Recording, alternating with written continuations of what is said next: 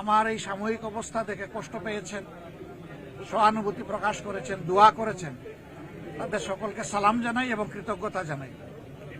শুধু দোয়া করবেন যতদিন বেঁচে থাকি আল্লাহ তাআলা যেন মানুষের কল্যাণের জন্যই আমাকে বাঁচাইয়া রাখেন। আমিন। আমার দ্বারা যেন দেশ এবং জাতির কোনো ক্ষতি না হয়, আল্লাহ যেন আমাকে সাহায্য করেন। আর এই দেশটা আমাদের সবার রে ভাই, আমরা সবাই মিলে গড়বো ইনশাআল্লাহ। আমরা ন্যায় এবং সত্যের পক্ষে থাকবো, অন্যায় অসত্য যেখানে সেখানে আমরা দেয়াল তুলে দেব ইনশাআল্লাহ। অন্যায় অসত্যের প্রতিষ্ঠা যাতে না হয় আমরা দেয়াল তুলে দেব ইনশাআল্লাহ। ইনশাআল্লাহ। আমরা একটা দেশ আমাদের যুব সমাজের জন্য উপহার দিয়ে যেতে চাই। ইনশাআল্লাহ। যেই যুব সমাজ বুক পেতে আমাদেরকে মুক্তি এনে দিয়েছে, তাদের প্রতি আমাদের দায় আছে, আমাদের দায়িত্ব আছে। তাদের যে আকাঙ্ক্ষা এটা অস্বাভাবিক কিছু না।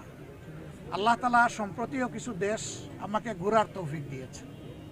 সেই দেশের ভিশনারি এবং দেশপ্রেমিক নেতৃত্বের কারণে মাত্র 3 দশকের ভিতরে এক একটা দেশ কোথায় চলে গেছে বদলে। আমরাও পারবো ইনশাআল্লাহ।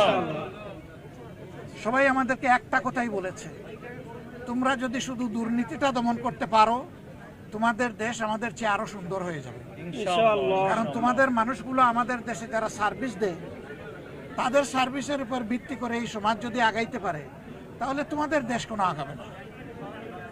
আমরা এই জন্যে আজকে বলেছি, কতটুকু বুঝাইতে পেরেছি আমি জানি না, কতটুকু স্পষ্ট হয়েছে আমি জানি না, যে ফেসিবাদ বিদায় নিয়েছে একটা লড়াইয়ের মধ্যে, আরেকটা লড়াইয়ের মাধ্যমে ইনশাল্লাহ দুর্নীতিকে এই দেশ থেকে বিদায় করতে হবে ইনশাআল্লাহ। এটা সকল দলের জন্য প্রয়োজন, প্রত্যেকটি নাগরিকের জন্য প্রয়োজন। এই দুর্নীতি সমাজ থেকে নির্মূল না হওয়া পর্যন্ত নাগরিক জীবনে কোনো ধরনের কোনো নিরাপত্তা আসার কোনো সম্ভাবনা নেই।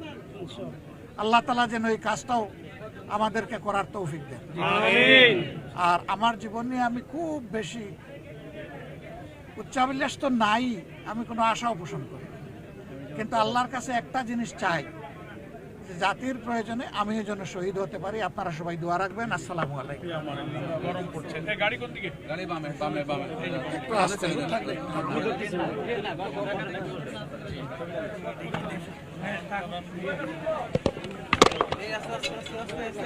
ওকে ওকে ওকে।